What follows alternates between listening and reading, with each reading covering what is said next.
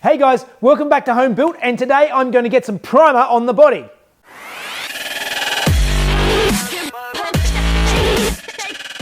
Alright guys, so it's going to be a shorter than usual one today because I've been tearing my hair out all day on the phone to internet people, sorting things out with... I have had no internet for the last 4 days, so I've really been struggling, and I've got to get this video uploaded, so it's been a nightmare. And I'm getting ready to also travel over to LA next week, so I was getting all the parts for the 911 ready. So in any case, I have only about an hour and a half or so this afternoon to actually do any work on this car, but I'm going to try and get something out for you, and I'm going to get some primer on the body. I got it masked up last week, as you saw, so this week it is time to go through, clean it all up, just give it a good final prep so make sure the boot's all sealed up, and then we can put some primer on it.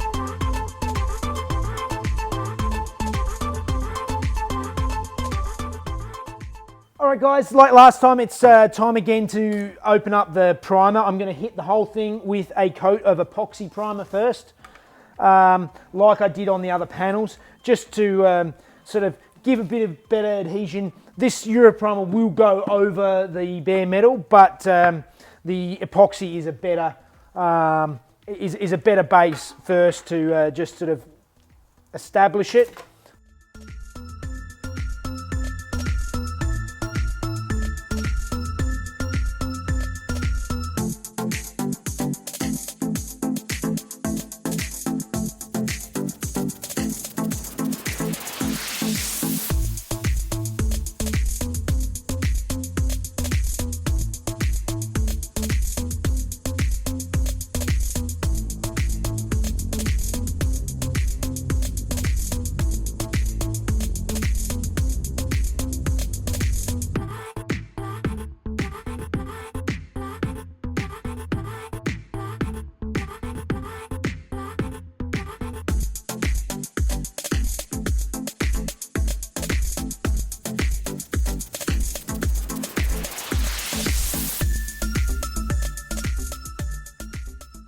Alright, I've got the coat of epoxy on, and it's time to clean out my gun. And I thought I would run through the basic way I clean out my gun. So obviously I'm doing it at home.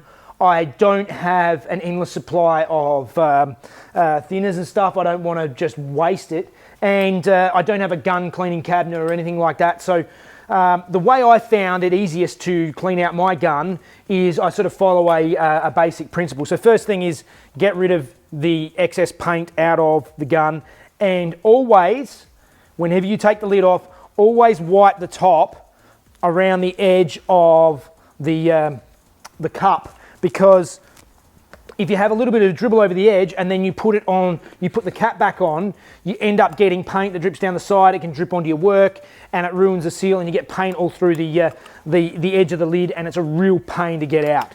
So first things first, okay, so I've drained the paint out. I get my dirty thinners that I actually previously had stored in the gun. I pour that back into my gun, and for the first round of cleaning, put the lid back on, and I give it a good shake. And then I run it through. So I've actually just got an old empty thinners tin here that I'm putting my paint into, and then I can go and take this to the tip and dispose of it correctly. But you want to run the thinners through to make sure you get the paint running through until you can actually see its thinners definitely coming out. And I often will run the whole thing through, but you don't have to. You can sort of run half of it as long as it's running clear, and then pour the rest out. Get rid of the bulk of the thinners, and that's the first run. Then you get your reasonably clean rag and clean out the inside by hand, the rest of it, because now it's all thinned down. It actually comes out reasonably well, and wipe that all off.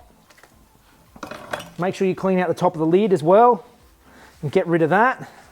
Then I've got just my regular gum wash thinners. I pour another little bit in there and basically go through the same process again. So a bit of a shake. I don't have that much thinners in there, just a little bit in the bottom. And then I run it through, and when I first start running it through, like because the primer's grey, I can see grey coming out, and I keep running it through until it runs clear. So I know that I've cleaned out the bulk of the stuff inside the gun. I also test it out on the actual cup and use it to sort of clean out the edges of this mixing cup. I then continue to use the thinners in the cup and just clean off the mixing cup. So I try and get it so that I can reuse it, because again, these aren't free, so you want to try and get as many uses out of them as you can. I try and use a new one or a one that I've only used for clear or colour with that, but particularly the primer ones, I'll reuse them multiple times. So now I have a rag that is rubbish, and that will get set aside and go rock hard, because that's what they do. All right, the gun has still got a little bit of thinners left in it. I probably put a bit too much in it this time, but I'll just use a little bit more of the cleaner thinners that is in this, but it's still not clean thinners, it's just cleaner than what is in here. Clean out the rest of the pot.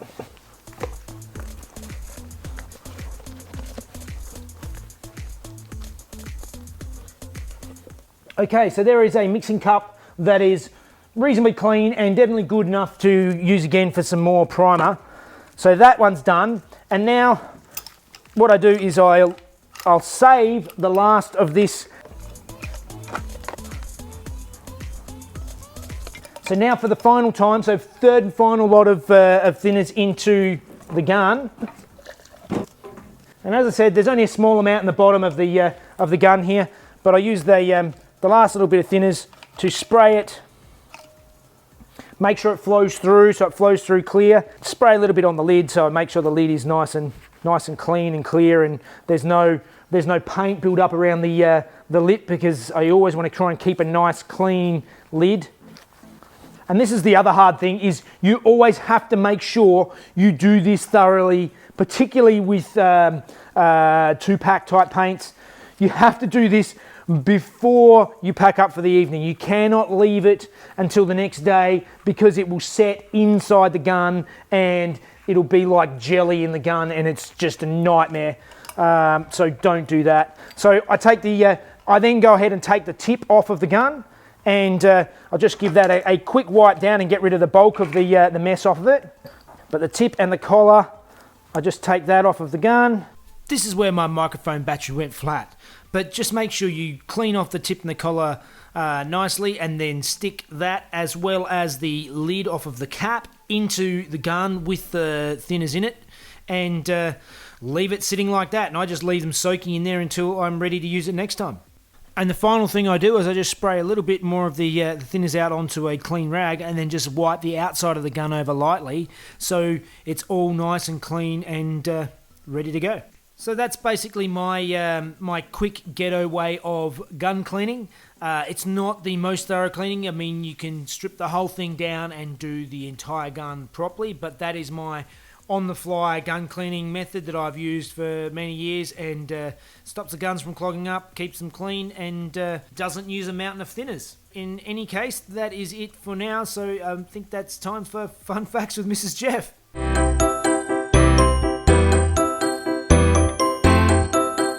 Hey guys, Jim Fitzgerald first raced with Bob Sharp in 1969. Then he started his own team in 1974. He rejoined Sharp in 1984, becoming teammates with Paul Newman. Fitzy was only 4 years older than Newman, and they became great friends. He went on to become the driver with the most wins in SCCA history, clocking up over 350 wins during his 30-year career.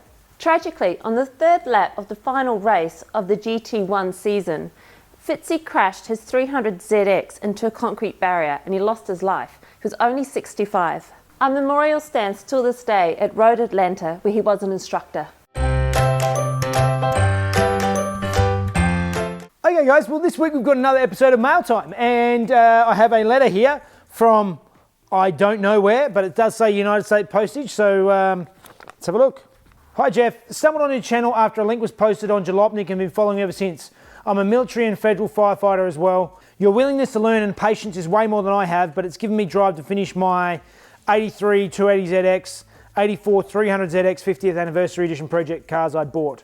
I'm currently deployed in the Middle East and want to share my unit patch from Military Fire Department 128th Air Refueling Wing, Fire Department in Milwaukee, Wisconsin, and a patch my fellow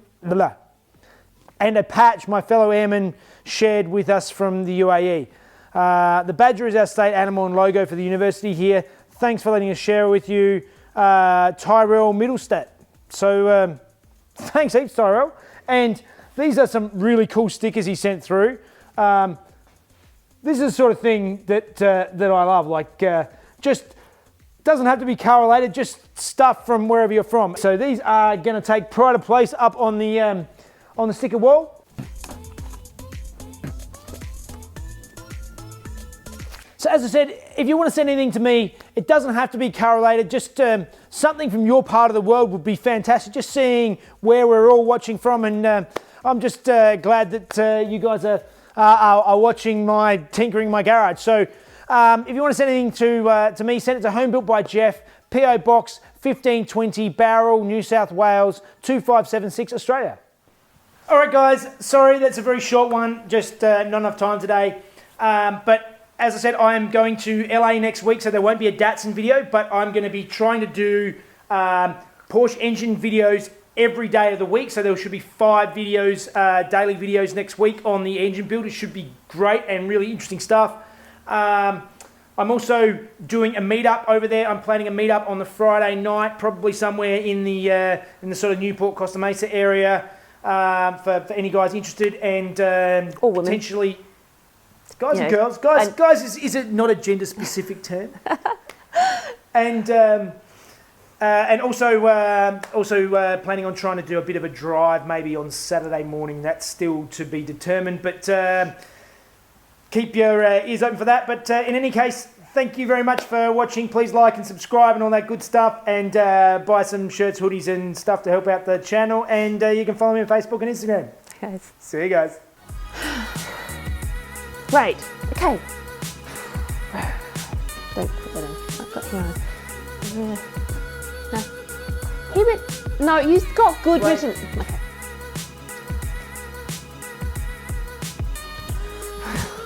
Okay, keep your really boring sign out quiet.